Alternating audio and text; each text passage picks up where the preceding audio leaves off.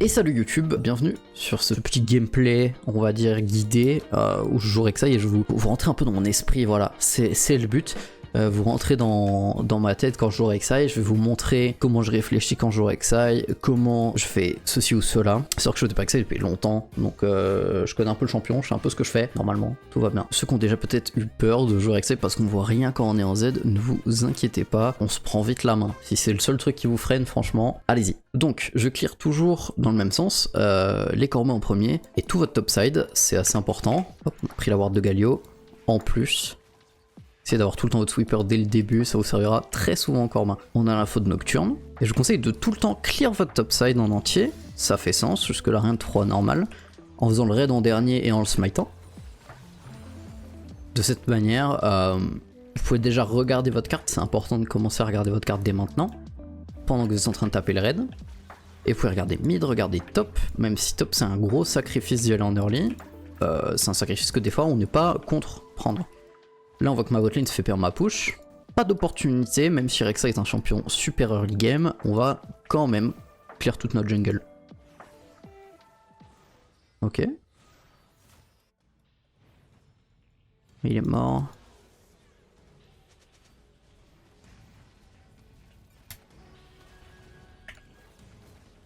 Je pourrais pas le tuer parce qu'il y a Nocturne qui va m'arriver dessus. Et contre un Bard qui joue beaucoup la map. Avec Rek'Sai, vous n'aurez pas besoin de perma-cycler votre jungle beaucoup. Faire votre premier full clear est bien et intéressant, mais vous n'êtes pas obligé de clear correctement pour que vous soyez là au respawn des camps et tout. Ce qui va beaucoup nous intéresser, on va le voir, c'est de jouer la map. Ça se fight beaucoup au mid, on peut prendre avantage de ça. Surtout que Galio a pas de flash. Oh.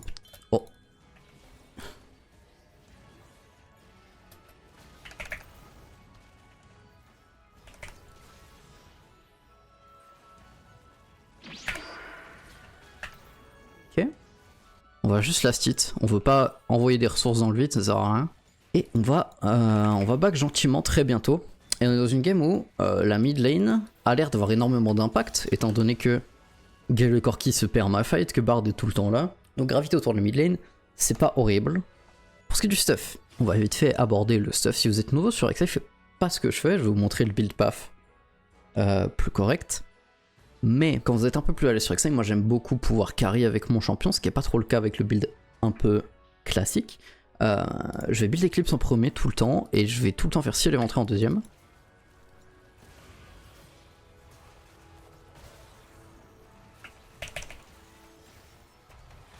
Ok.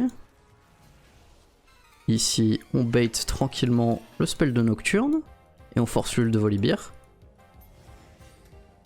Ok. Oh, j'arrive tellement top. Alors là, si ce n'est mes mouvements de cam horribles, voir que enchaîner deux portails c'est toujours très bien. Oh, ça va être très dur là. Je peux pas. Prenez des fights qui sont que à votre avantage pour vous feed.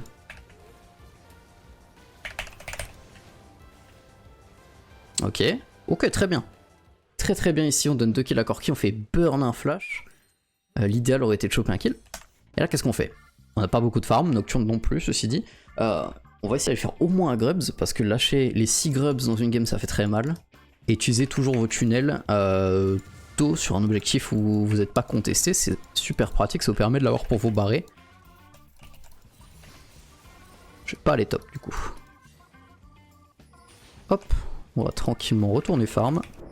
Puis notre botlane que Nocturne est 6. Il est là. Ah ouais, mais c'était sûr. Il est pas bot? Ok, il est pas bot. Il est top, il est complètement top. Donc le jungle ennemi est top, je vous apprends rien. Bien joué à Varus. On start le Drake. On l'a vu pendant l'ult de Nocturne, mais le passif de Rek'Sai est super utile quand vous êtes enterré parce que même si personne n'a de vision, moi je voyais Bard marcher. Vous êtes jamais réellement aveugle avec Rek'Sai et c'est super agréable. Vous avez plus de vision une fois que vous y êtes habitué qu'un joueur lambda. On va reset, on regarde les grubs dans 2 minutes. Donc qu'est-ce qu'on fait en attendant? On va regarder l'état de nos lanes. On sait que top il s'en sort, ok. Et qu'il s'est fait gank. Et on va essayer de jouer vers le mid. On va essayer de jouer vers ce Galio qui est très aggro. Toujours pop un brouillard un peu avant d'arriver dans le bush. Parce qu'il y a des wards partout, on va juste déwarder au final. Et on va check le scuttle. Pas de scuttle. Un très bon mur pour gank au top, c'est celui-ci. Il est incroyable avec Rek'Sai, c'est un des meilleurs. Quand vous êtes de ce side, ils sont de l'autre side. En bot lane, il y a des murs incroyables à prendre aussi. Et là, on voit qu'avec le burst de l'éclipse, on a les dégâts pour tomber ce Volibear. Sans le burst de l'éclipse, ça aurait été un peu plus dur de le tuer. J'aurais peut-être dû burn l'ult. Pareil, une fois que vous passez 6, dive quelqu'un est assez simple. On complètement abuse du fait que notre champion...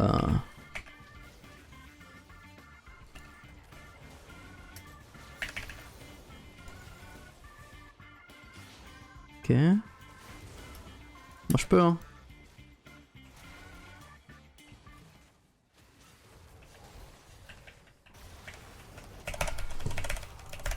Je suis un golem, j'ai pas réussi à R. J'ai si mal joué. Donc quand vous avez du support qui bouge pas de la botlane, et que je joue par exemple contre un mec comme le Bard bouge beaucoup, ça peut sembler compliqué de faire quoi que ce soit sur la carte. Ça l'est. Jouez autour de votre support s'il ne joue pas autour de vous. Vous aurez plus de réussite, notamment sur les potentiels dives, ce genre de choses. On peut le tuer, non?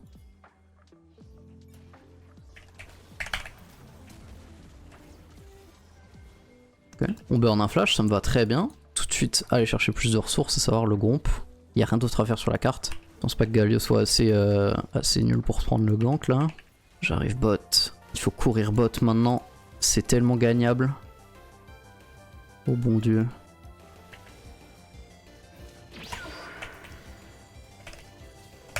Ok, le R, hop.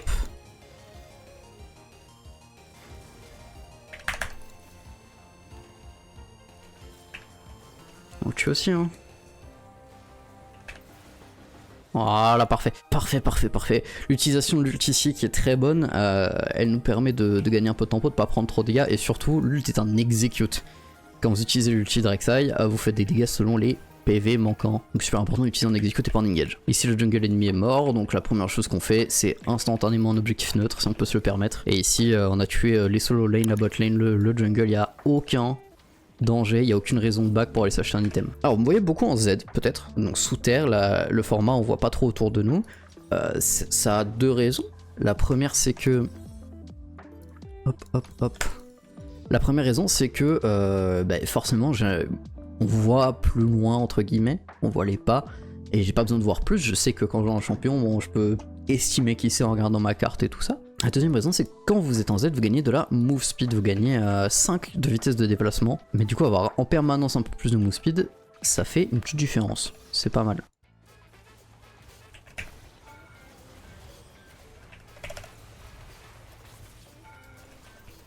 Ok. On a beaucoup tanké, on pourra pas faire mieux. J'ai trop tanké même. En sortant de mon ult, c'était toujours moi qui tankais. Bon là on n'a pas d'idée d'où est Nocturne. Regarde notre carte pour vite savoir, il est mid. J'arrive. Ok, on n'arrive plus. On n'arrive plus. Ici si l'ennemi n'est pas... Ah ils savent. Oh que oui ils savent. Et ici si vous n'êtes pas vu, c'est un super mur pour plonger également. Hop. Bon ici on n'a pas grand chose à base pour, on a vu Nocturne au top. Donc on va tout de suite invade sa jungle, même s'il n'y a pas l'air d'avoir grand chose. Ok, il y a une Caitlyn. Il y a une Caitlyn qui était sur le chemin du Q. Parce que là du coup on devrait prendre ça. Il faut instantanément jouer sur un objectif quand vous voyez le jungle ennemi ailleurs. Ouais.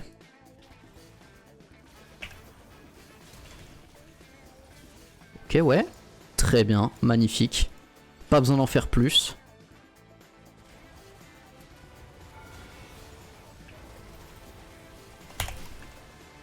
Petit flash out ici, parce que je me suis stun sous tour malheureusement. Je suis perplexe.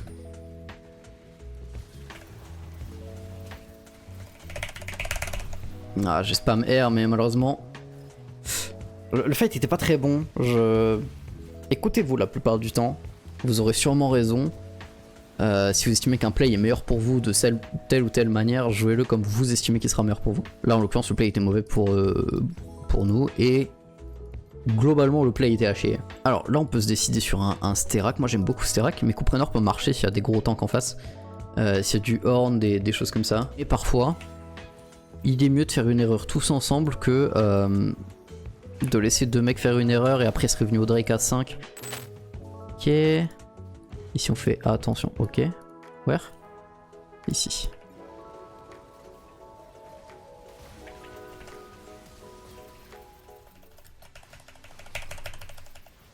Il est sorti de ma range, j'ai pas pu le faire même si j'ai spam.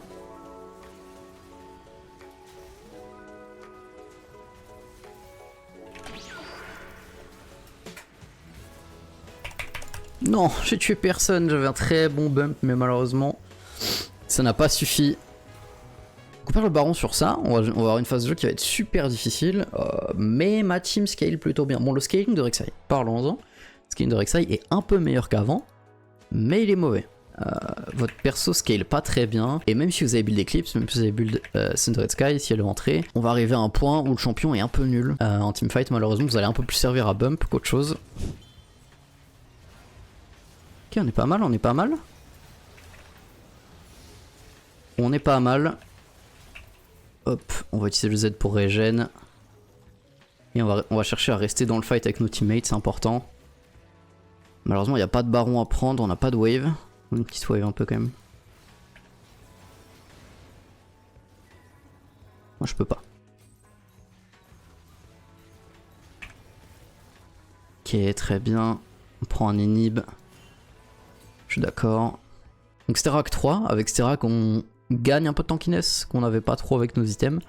Et on peut finir par une Death Zen, c'est un GA, ce genre de choses. Et en général la game est finie, vous voyez bien que je récupère pas énormément de ressources. Et que donc c'est un peu compliqué de viser full item. Mais si on devait viser full item, Death Dance, couperet noir, ce genre de choses serait toujours très value.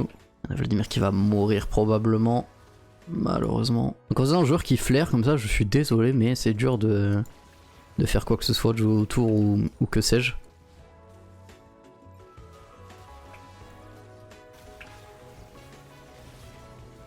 Très bien. Avec un couperet noir, il tomberait beaucoup plus vite. Mais c'est pas non plus infaisable. Et on récupère le shutdown. Et donc ici, on a beaucoup de mal à tomber ce Volibear. On va faire un Black Cleaver.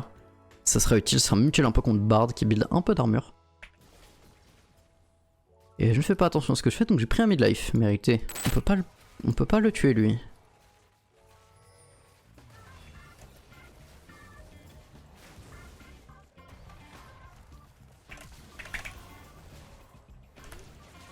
Ok, on va le flash pour s'assurer de le tomber. Et on va prendre le Drake parce qu'on n'a pas le choix, on peut pas faire le Nash. Hop, on prend ce dragon et on back. Et on va essayer de jouer autour de Varus. Une des autres utilités de mon champion, surtout contre Nocturne ici, ça va être de pile. Ça va être de pile ce Varus. Et de lui montrer qu'il est à l'abri. Parce qu'il a beaucoup moins d'escape que Corki quand même. Et voilà. Là c'est un peu boring, mais je ne peux rien faire d'autre que regarder Varus. Ok. Il est trop fou mon pote.